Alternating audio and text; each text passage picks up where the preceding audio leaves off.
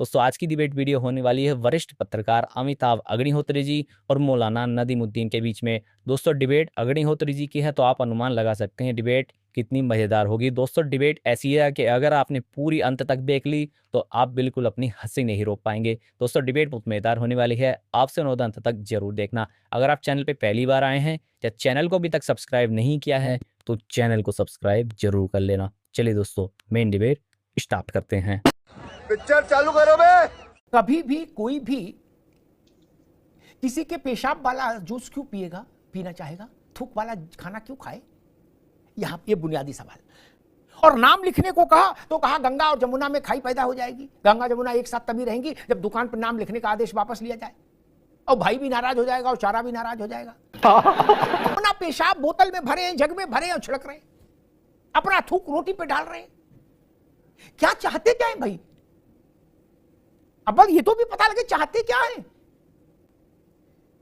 क्या इसी से जन्नत मिलेगी?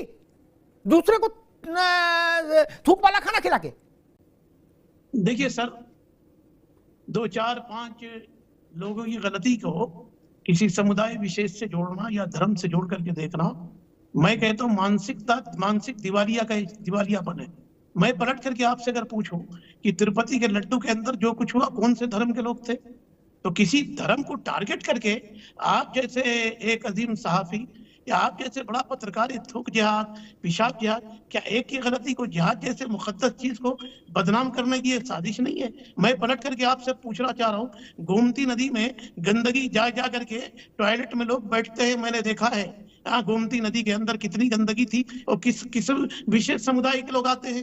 एक अगर पेशाब किसी ने करके अगर मिला दिया जूस में तो उसको आप पूरी कम्युनिटी को घेरे मिला करके अगर टारगेट करेंगे तो ये उचित नहीं है। चिकन मटन में सबसे ज्यादा 80% खाने वाले आप ही के समुदाय के लोग हैं। आप मेरी बात आदित्यनाथ योगी जी से कहिए, चिकन और मटन की दुकान पर ये आधार कार्ड को अनिवार्य कर दें तो आपकी सच्चाई भी खुल जाएगी, आपकी खलाई भी खुल जाएगी। मौलाना साहब चड्ढा समझाओ, इसे समझाओ कि देश में मांस का कारखाना है इसलिए हम अपनी पेशाब आपकी रोटी में डालेंगे। अरे कैसे तर्क हो गया भाई? कैसे डालेंगे? बोले आप मुर्गा खाते हो तो हमारा पेशाब भी पियो। गजब बात है ना जी ना, माफ करिए, ऐसी गंगा जमुना नहीं चाहिए हमको, ना भाईचारा चाहिए, दूर से प्रणाम। समझ गया मैं।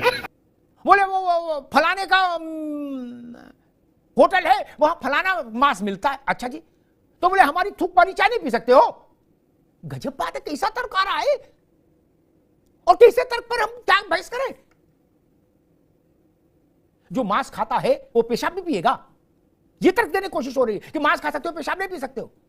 जब ये कहा जा रहा है कि आप मुर्गा खा सकते हो तो हमारा पेशाब भी पियो, तो जब आप बकरा खा सकते हो तो दूसरा वाला क्यों नहीं खा सकते?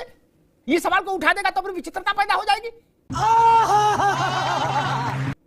आप कह रहे हो योगी बवाली है, मतलब थूक और पेशाब जारी रहने दें खाने में तो योगी अच्छे हैं, रोक लगा दे तो बवाली है। सवाल इसलिए खड़ा हुआ कि ऑर्गेनाइज्ड क्राइम है, संगठित अपराध हो रहा है। आप सोचिए कितना खतरनाक व्यक्ति है वो, जो अपना पेशाब जूस में डाल रहा है और कहा जा रहा है नहीं भाईचारा है, चलने दो इसको। बोले क्यों? अच्छा नहीं तो दूसरा तर्क ले लो, बोले आप मुर्गा नहीं खाते, बकरा नहीं खाते। अरे भाई साहब, मछली मुर्गा सब खाते हैं तो पेशाब पिएंगे? आप चाहते हो कि आंख मीच के ये थूक का काम चलता रहे, ये पेशाब का काम कारोबार चलता रहे? मैंने ये तो सुना था कि जूस में पानी मिला दिया, ये जूस में पेशाब मिला दिया, ये नई तहजीब है। अब नई तहजीब के पेशे नजर हम, मतलब कोई सोच भी नहीं सकता था कि ऐसी बहशी हरकतें होने लगेंगी। क्या भाई आप क्यों पिलाना चाहते हो अपना थूका हुआ? इसमें इसके पड़ताल में भटक रहा हूं। आप अपनी पेशाब दूसरे को क्यों पिलाना चाहते हैं उसके खाने में डालकर? मसला ये है ही नहीं वो धार्मिक है कि अधार्मिक है, वो मांस खाता है कि नहीं खाता है, it doesn't make any difference. कोई मांस खाता है तो आपका पेशाब भी पिएगा? बोले हम मांस खा सकते हो पेशाब नहीं पी सकते? मनीष जी, वर्तमान राजनीतिक परिस्थिति में योगी आदित्यनाथ जी की जो सरकार है वो सड़ा हुआ मांस जितना दुर्गंध देता है उतना उत्तर प्रदेश की योगी आदित्यनाथ की सरकार दुर्गंधित हो चुकी है। एक शेर पढ़ा जाता है हमारे यहाँ के पूरब के देहातों में कि बर्बाद गुलिस्ता करने को एक ही उल्लू काफी है, अंजाम गुलिस्ता क्या होगा हर साख पे उल्लू बैठे। 2014 में भारत के प्रधानमंत्री नरेंद्र मोदी जी जब सत्ता को संभालते हैं तो हमारी गंगा की सफाई का अभियान बहुत जोरों शोरों से ऊंचाइयों पर पहुंचाने की कोशिश की जाती है। उमा भारती जी को मंत्रालय सौंपा जाता है, नमामि गंगे जैसी परियोजना का नाम दिया जाता है। 1,10,000 करोड़ रुपए उत्तर प्रदेश में लूट लिया गया गंगा की सफाई के नाम पर।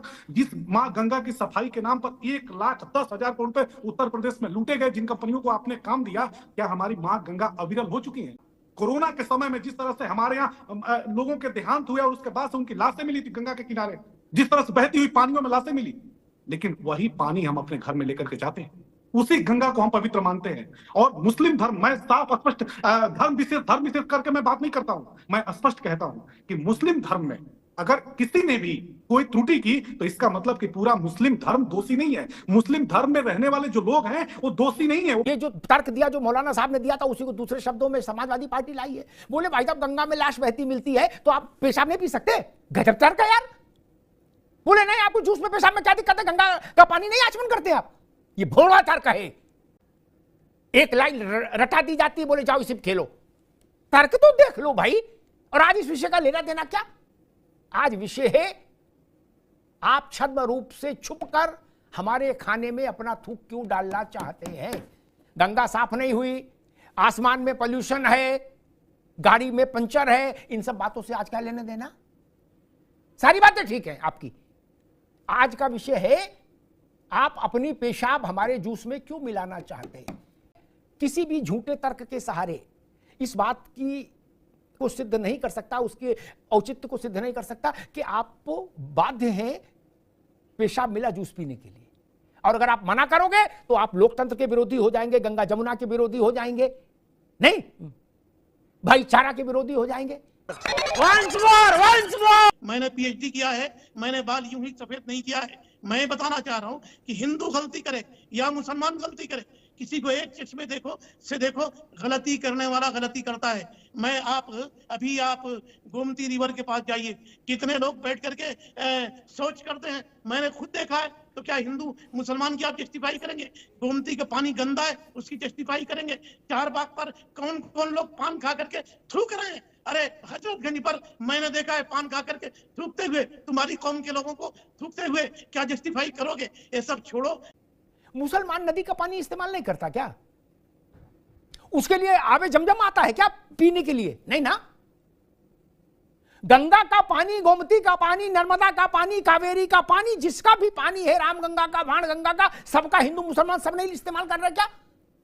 और क्या उसमें गंदगी के लिए सब जिम्मेदार नहीं है? लेकिन दाल मखनी में थूक का तड़का लगाने के लिए सब जिम्मेदार नहीं है, लेकिन जूस में पेशाब मिलाने के लिए सब जिम्मेदार नहीं है। तो अब ये तोहमत हिंदुओं पर थोपी जा रही है। कहा जा रहा वो गोमती में सुबह बैठते मिलते, उनका आधार कार्ड चेक कर लेंगे और मुसलमान भी निकले उसमें, तब क्या करेंगे? तब क्या करेंगे? तो माफी मांगेंगे?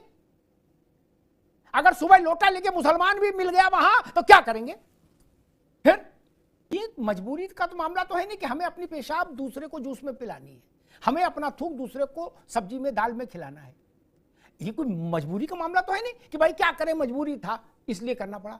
फिर इसकी पैरोकारी क्यों हो रही है और क्यों बताया जा रहा गंगा गंदी है, यमुना गंदी है? बोले जब तक गंगा साफ ना हो तब तक पेशाब का जूस पियो, इस पे सवाल ना उठा। अब हमको कुछ बताओ कि ये टकराव कराना चाहते हैं, ये भाईचारा की संस्कृति। अगर इस देश में पेशाब मिला जूस पीने से भाईचारा बना रहेगा तो मुझे भाईचारा मंजूर नहीं। ऐसा वायुमंडल बनाया जा रहा है कि या तो पेशाब मिला जूस पीजिए, थूक वाली दाल खाइए, और नहीं तो आप भाईचारा तोड़ने के दोषी माने जाएंगे।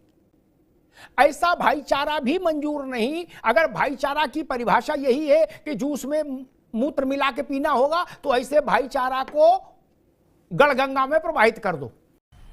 मजा आया।